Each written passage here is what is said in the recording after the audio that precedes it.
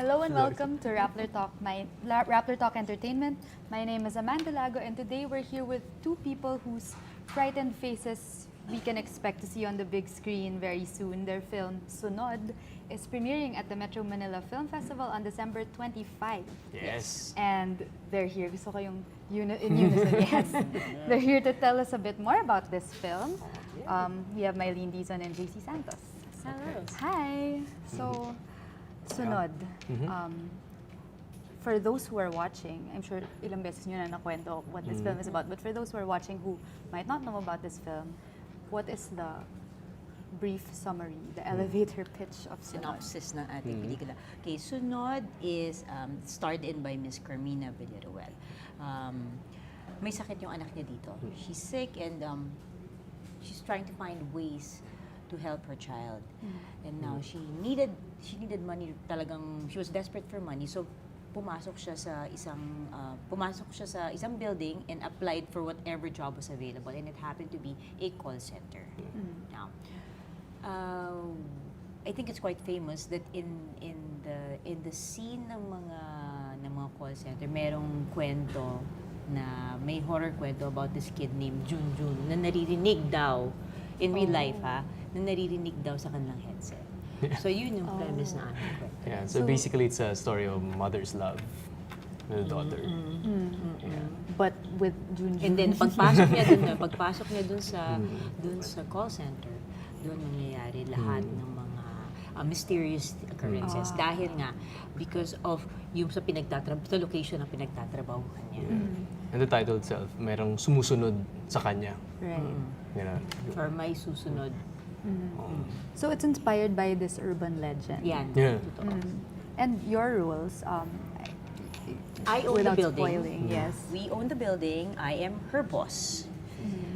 Yung building kung saan may misteryong mangyayari. So essential dito yung location. Yeah. Interesting. Parang The Grudge, no? Na essential yung bahay. Yes. Poltergeist, ganyan. Pero sa amin walang mumu. Hindi. Walang monster. Walang zombie. So is it a human... It's more of the basta ganun. Ang hirap na hindi mag-spoil.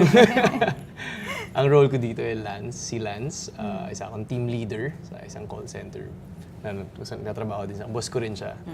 Yan. And ako yung nag-train sa kanila together with Miss Carmina. Ako yung nag-train sa kanila para maging ganap na call center agent. So, what drew you to the film? I mean, Mylene, you've been doing horror movies. You've also done a horror movie before. What drew you to this one? Well, because this is our director, Carlo Ledesma's second film, and we know that he is a fan of all horror movies. He loves all of them. He loves watching them. So you kind of expect that he'd create something interesting and something different, in which was what he did with this one. This is what you call they have a brand for it, the new generation of horror films. It's a different take. It's quiet. It's creeping. It's eerie, and we don't even have a lot of dialogues in this film. It's just a lot of breathing. So the loudest and looking. parts and the quiet moments. Right. So how do you prepare for that kind of performance, no? Kung puro breathing lang. So, looking. It's very technical, those things. Kasi nga, I think horror films are director's medium talaga.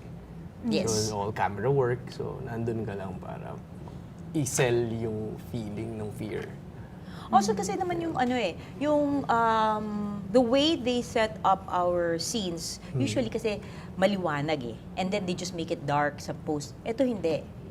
Pagpasok mo na eksena namin, it's dark and you got the feeling of it already. It's foggy. Everybody's quiet because nakaradyo lang sila. Wala yung sigaw ng sigaw. Hindi yung the usual scene pag nag-shoot ka ng mga pelikula. So, it gives you that, it stages everything for you. Pinaramdam na sa amin ka. So, the moment you walk on set, na fear. Game na. Yeah. Wala bang mga scary na... Sa amin wala Actually, corny, sa amin Parang wala. na-disappoint. Pero sila meron. Nagkaroon The sila. people who, yung sa set department, because they're the ones who are at the set first, because they have to set up. So meron daw. Because our locations also are quite a character. We shot in the abandoned area of the Quezon Institute, which actually pagpasok mo pa lang, even in daylight, medyo Creepy na. Something iba heavy. dito, ha? Yeah. And because if you haven't been to yung QI, it's one of the greenest parts of Quezon City that's left.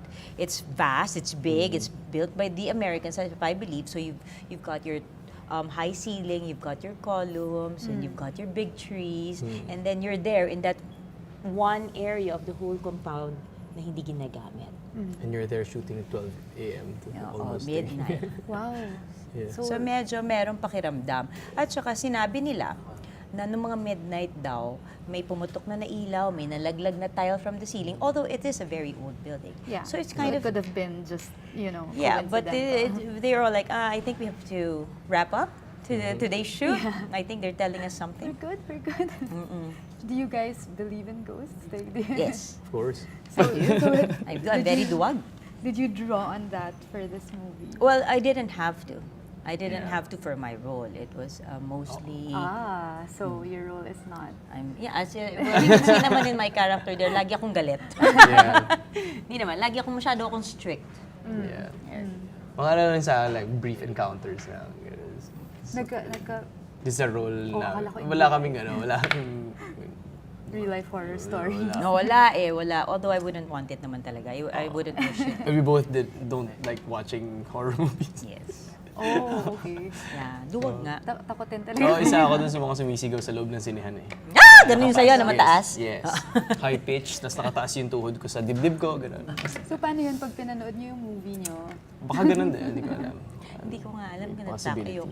ayoko sana panoorin, natatakot na ako. But no,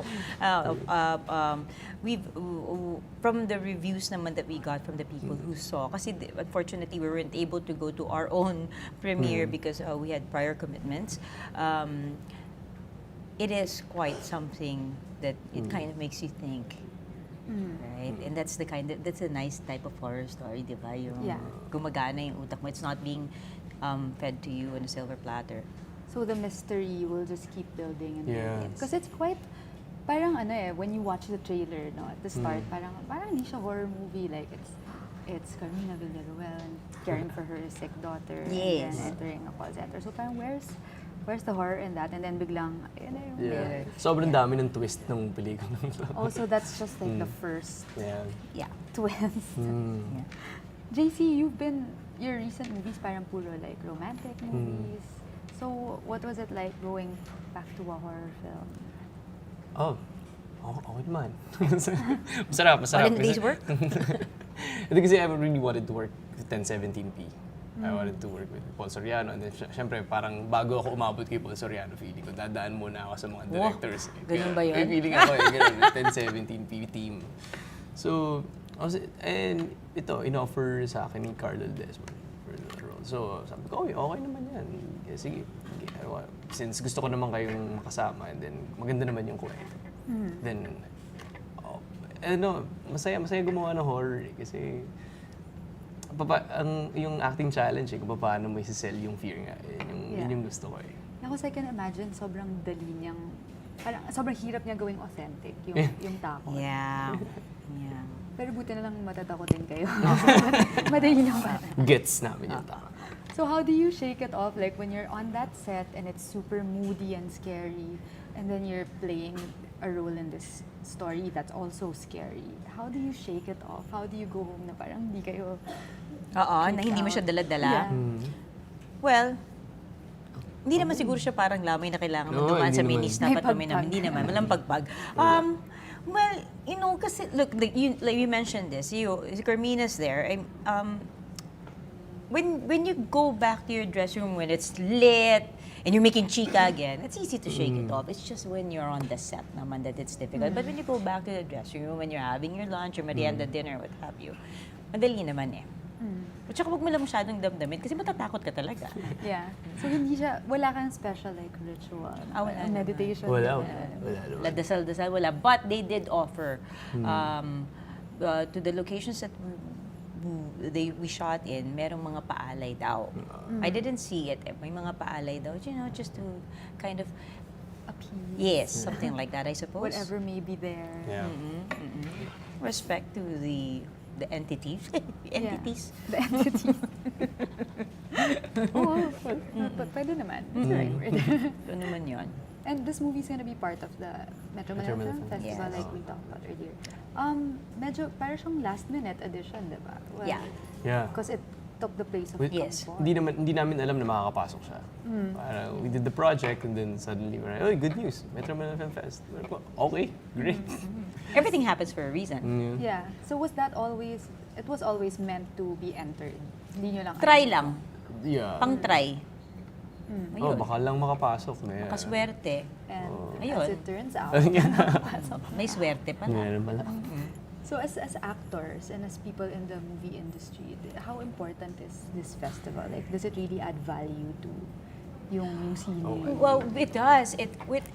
Because we all know that we've got this whole culture of the Metro Manila Film Fest. Pag talagang pagpasko, people go out and watch, and you hear of how many people has seen this particular movie, how much money it made.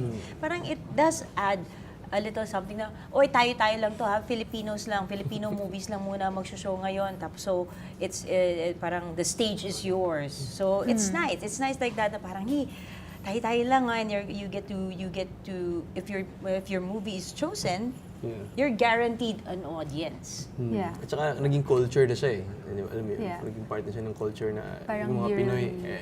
Kailangan Pasko, oo. panood. Naalala ko nga, meron akong line sa isang pelikula sa Japan namin. You know, Filipinos, we on Christmas Day, we watch horror films. Because di ba, the Filipino. long, That's true. how many years of shake, rattle, and all of that. Exactly. Well, for at least for my age group, childhood namin yan. Yeah. Tuwing Pasko. So this is like the one time in the year na talagang you're guaranteed an Oh, audience. Yes. At saka dito mo makikita yung buong community na nagtutulungan sa showbiz. Na nandyan silang lahat makikita. Alam mo yun? So more than It's a festival. more than any other time. Like, Oo, ito talaga yun. ito talaga. Oh, interesting. So there are, yun nga, it's the only horror film in the festival. It's the only horror film. But every year may horror movie sa MMFF. Meron ba last year? Well, Hindi, parang, hindi ko alam, hindi ko Sana. memorize. Meron. pero Remember. parang almost every year. Dalawa? Every year? Oo, meron. Oo. Oo. Oh, okay. Kaya nga ngayon isa lang. Aurora. Ah, Kaya nga, di ba, So, exciting na kami lang. isa lang for now. So, anong different with Sunod? What sa mga nakaraang horror Yun na movie? nga, walang gulat yun sa amin. Yung sa amin, yung gulat Hindi is siya- dahan-dahang gulat. Hindi yung Hindi siya jump scare. hindi siya Wala siyang music cue na ano. Iwan kanyang tulala pagkatapos.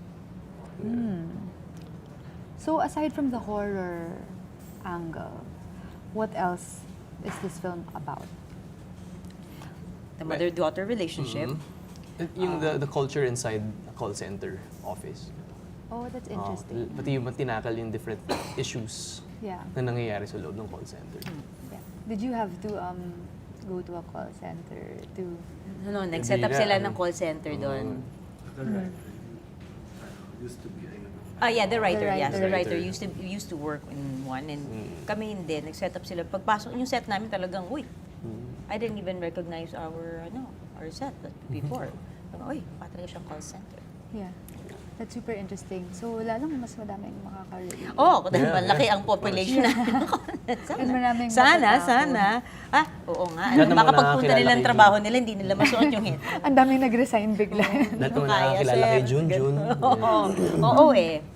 Sikat yung si Junjun daw sa Apparently, kanila eh. I'm so interested in this urban legend. I so, think you can look it up. Oo.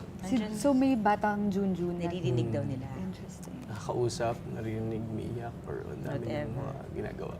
Right. So this film is inspired by that. Yes. It also talks about, yun nga, a mother's love for her Yeah. daughter. And The call great center. lengths the mother is willing to do to save her daughter. Yeah. So, yun yung Christmas, ano namin. Christmas That's the, handle. that's the puso of it. So why else should people go see this film? On Kasi December nandun kami ni 25. JC. Simple as that. My Yep. gosh. Bakit pa? Maghanap pa ba kayo Ano ng ba? rason? Di ba? Well, aside mo siyempre nag-iisang horror film, di ba? Ang sarap manood ng horror film. Pag Pasko. Pag Pasko. Ang labo. Pagkasama mo yung barkada mo, Yeah. di ba? Parang Oo, di panoorin ba? niyo yung isa't isa na natakot, tapos tawa kayo after. Yeah. Parang alam na alam mo, parang nanonood ka ng horror. Naririnig ko lang sa mga friends ko. Kasi actually, ganun yung ginagawa nila sa akin. Sinasama ka nila para Sinasama- takutin ka. Tapos natatawa sila. Sa mga bully, Mga bully, mga yeah. bully mga friends mo. Yeah. So, kayo din manunood on December 25. Kailangan namin may siyang screening panoorin kasi- kami. Kailangan, oo. Sasama ko yung mga anak ko. Ha, ha, ha, ha. What should people do to prepare before they enter the cinema? Wala! Dahil lang popcorn lang nila Preparation. yan. May pre-empt mo. Wala. Kunwari wala lang yan. Chill ka lang ng gano'n. Hindi man lang ka na magdala ng Just be a kumot. spectator. Hindi naman. Chill lang. Chill ka lang. Enjoy it lang. Right. Enjoy the ride.